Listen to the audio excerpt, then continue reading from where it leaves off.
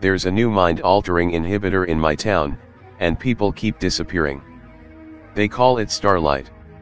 It's a coarse, bluish powder interlaced with little iridescent sparkles, almost like glitter. This drug, if that's even the right word for it, has been running amok in my town. It's a hallucinogen, but it's nothing like anyone has ever seen. Several people have already died from it, with more still missing, and no one can seem to explain why. There's been rumors about it for a while. Kids at school say it's something more intense than anything else available. One guy who claims his brother tried it called it soul-reaming and more horrible than anything he could have ever imagined. This only grew our fascination with it. Now you may be asking yourself, if the effects are so bad, then why would anyone take it? Well, the same reason people eat Tide Pods and try to swallow spoonfuls of cinnamon, I guess. Ego, curiosity, and boredom are a deadly mix. If there's a demonized substance out there, odds are someone is going to try it eventually. This time, that someone was me and my 3 friends. We were in Aaron's garage about a week ago, just doing what we do best. Ripping bongs, roasting each other and debating upon how to spend a Friday evening. Griffey was hitting the bong, when Daniel pulled something from his pocket and handed it to me. "The hell is this?" I asked, taking the tiny Ziploc baggie. Inside was about a gram of blue powder. Looked almost like pixie stick dust mixed with tiny flakes of metal. "Starlight," Daniel replied. I didn't believe him at first. I had thought the drug was nothing but an urban legend up until that point. They wanted me to take it with them, but after a very bad experience involving salvia and dubstep, I had sworn off hallucinogens for a while. I just wanted to smoke weed. Plus, the drug was already rumored to be incredibly dangerous. Heard a story at school that some homeless guy had hurled himself into traffic while he was on it. Dude, that's such bullshit. Daniel clearly wasn't buying it. Let me guess, whoever told you that said he has a friend who took too much acid and now thinks he's a glass of orange juice too. Daniel laughed mockingly, but I wasn't swayed. Come on man, that's just government propaganda. They say the same shit about weed. Yeah, and meth and heroin. I fired back. The tension grew between us as Griffey stepped in. I heard it's like coke mixed with shrooms. Makes you feel amazing and see crazy shit too. The 4 of us continued bickering and arguing back and forth for a while. Daniel continued attempting to play the peer pressure angle, but I wasn't about to give in. After all, it would be wise to have at least one sober person if shit went downhill. Besides, half the fun of hallucinogens is watching other people do them. Let's just do a little bump, fuck it. Daniel popped open the bag, and dug his car key into the blue powder. He withdrew a moment later, and held the key to his nostril. A quick sniffle and the powder shot up his nose. He cringed and put a hand to his face.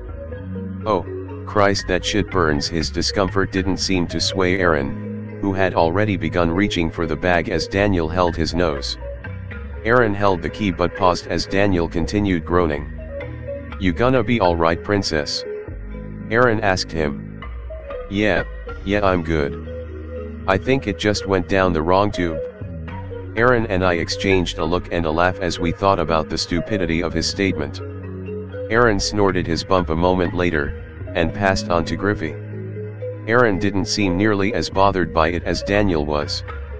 Griffey then took his and snorted it, handing the bag to me. I sealed it up and handed it back over to Daniel. "Pussy." He shot me a glare, but I just shrugged it off.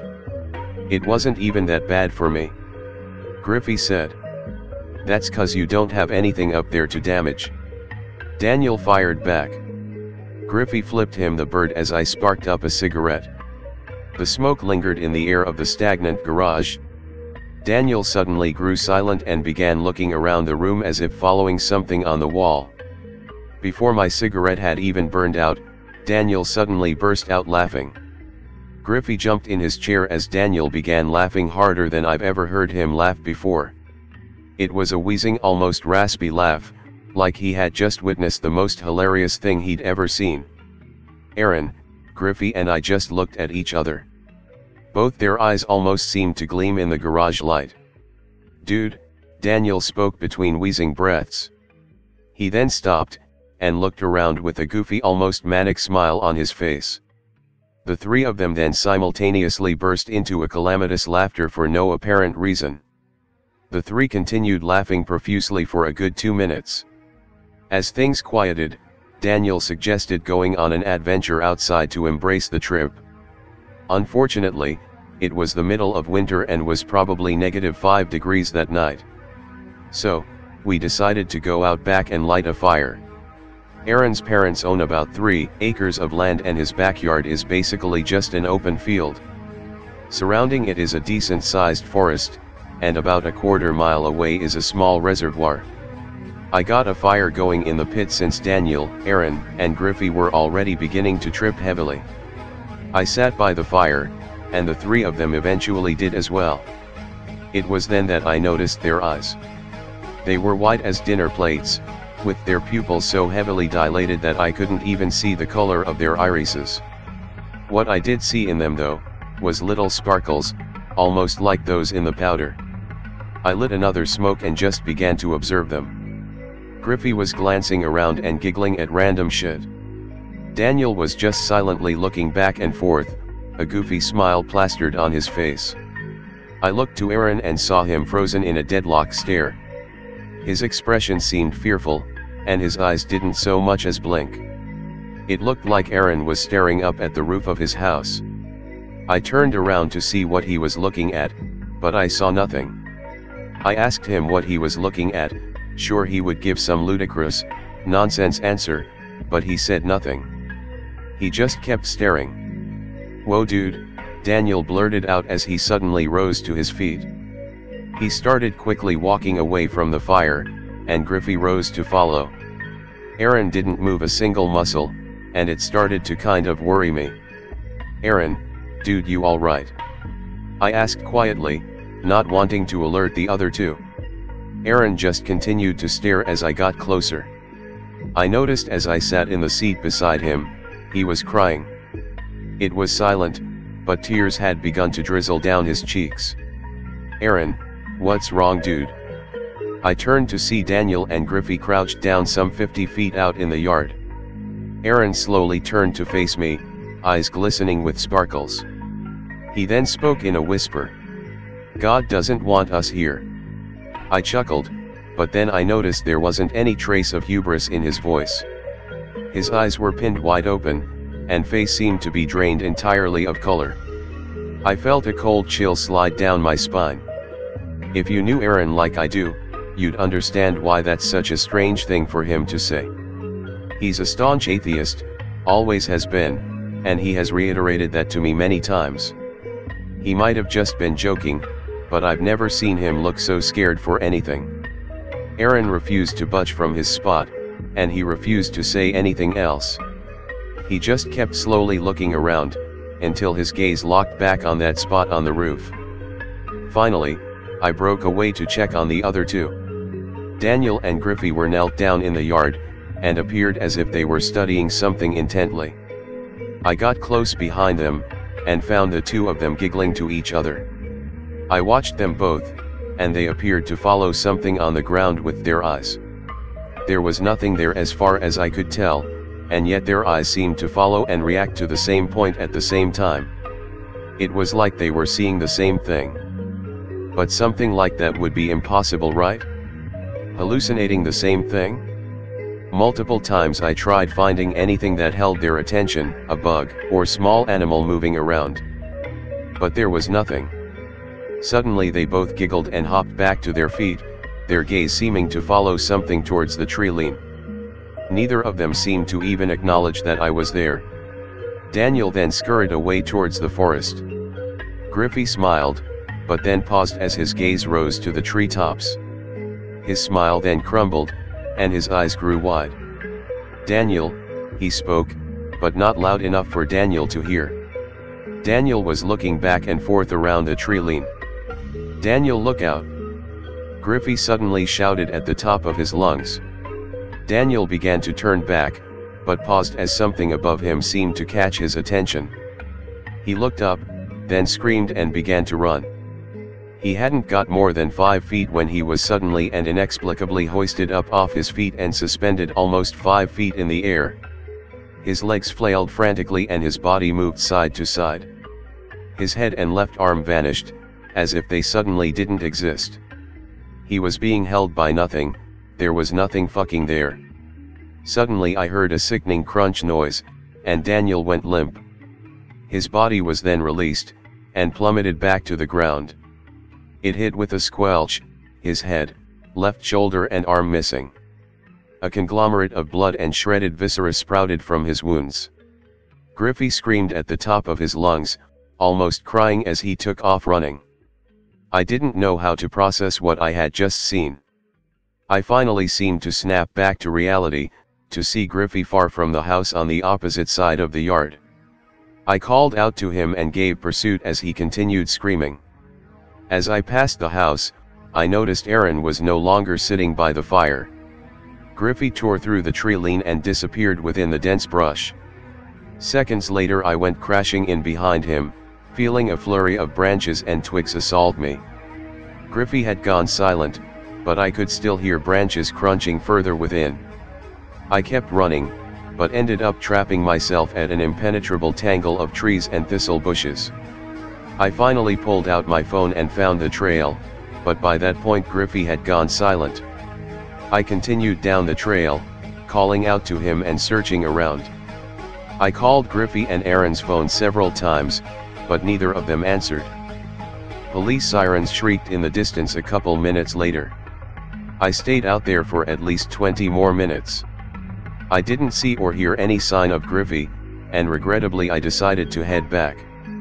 On the way back, I found a single shoe on the trail. I called out to Griffey again, but again he didn't reply. The cops had already begun scouring the property when I returned. Officers searched throughout the woods, shining flashlights all around. They spotted me as I walked up, and commanded me down to the ground. I didn't resist. Everything had all happened so fast. They questioned me, but all I managed to convey was that my friends had disappeared. I was about to ask about Daniel, when they did it for me. I had hoped that somehow, I hallucinated or simply imagined what had happened to him, but that wasn't the case. I don't know, they pressed me for more, but I just told them I hadn't seen anything.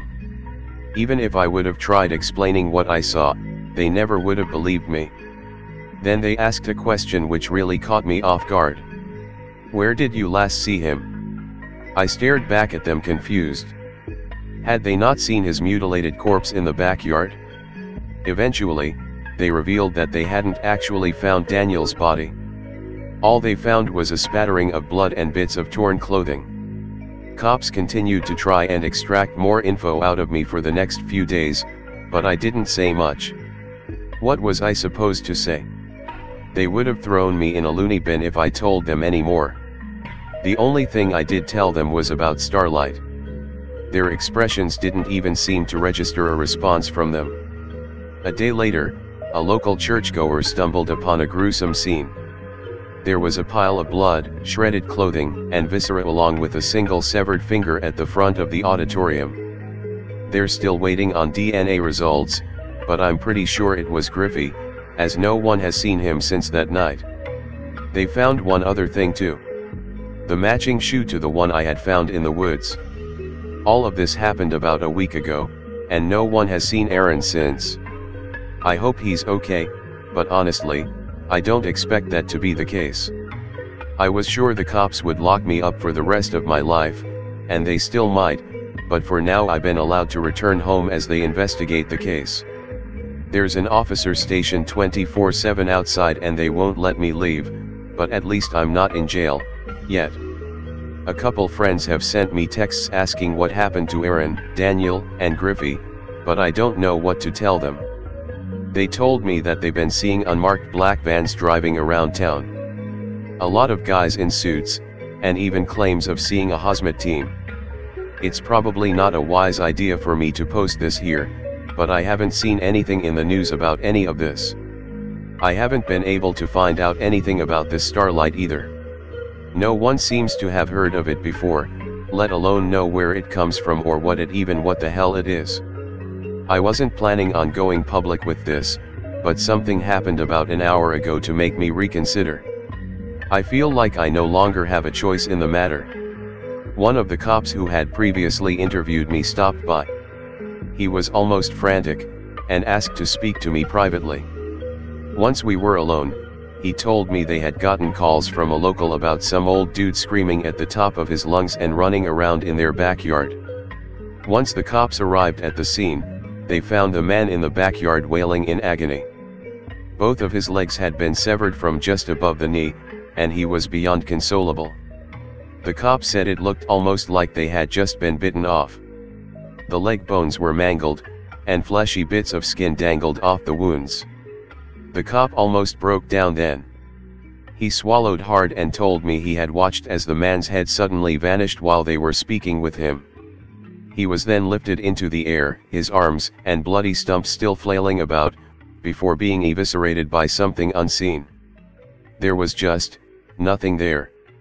He was torn to pieces by nothing, like by something invisible. He almost shook as he explained it. He said something before he died though. The cop swallowed hard and spoke softly.